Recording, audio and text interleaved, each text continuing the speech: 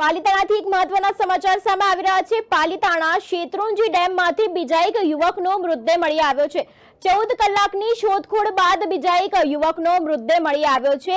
મયુદ્દીન મહમદભાઈ અબડા, જેની ઉંમર 25 વર્ષની હતી, તેમનો મૃતદેહ મળી આવ્યો છે। ગઈકાલે શેત્રુંજી ડેમ ખાતે બે યુવકો ડૂબ્યા હતાના સમાચાર સામે આવ્યા હતા, જેમાં એક યુવકનો મૃતદેહ આજે વહેલી સવારે મળી આવ્યો હતો, ત્યારે બીજા યુવકનો મૃતદેહ આજે મળી આવ્યો છે। બંને યુવકો એક જ પરિવારના હોવાનું જાણવા મળ્યું છે। પોલીસે મૃતદેહને પીએમ અર્થે અત્યારે હાલ સરકારી હોસ્પિટલ ખાતે ખસેડ્યો છે અને પોલીસે મૃતદેહને પીએમ અર્થે સરકારી હોસ્પિટલ ખાતે ખસેડવામાં આવ્યો છે।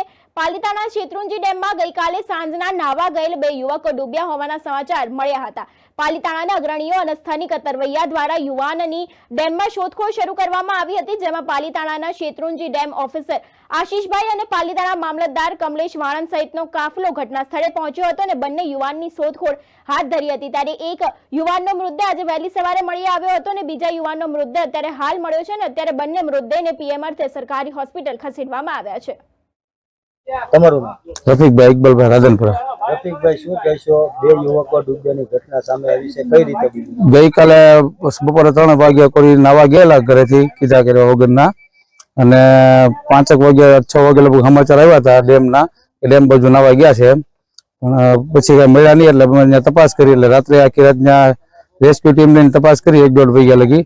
પણ બીજા સવારમાં એક બીજા યુવાન, એક આપણા જે પેલા 17 વર્ષનો યુવાન હતો, જે શકલેન સાદિકભાઈ અબડા, એની સવારે 5:30-6 વાગ્યાની મૃત આપણે બોડી મળી હતી, એટલે તાત્કાલિક આપણે પીએમ પાલિતાણા સર્ટી હોસ્પિટલમાં આપણે મોકલી દીધા હતા। અને બીજો આપણે જે મયુદ્દીન મહમદભાઈ અબડા હતા, જે એને અત્યારે બપોરે 2:30-3 વાગ્યાના અરસામાં મળ્યા છે, એટલે પાલિતાણા સર્ટી હોસ્પિટલમાં પીએમ માટે લાવેલા છીએ અત્યારે।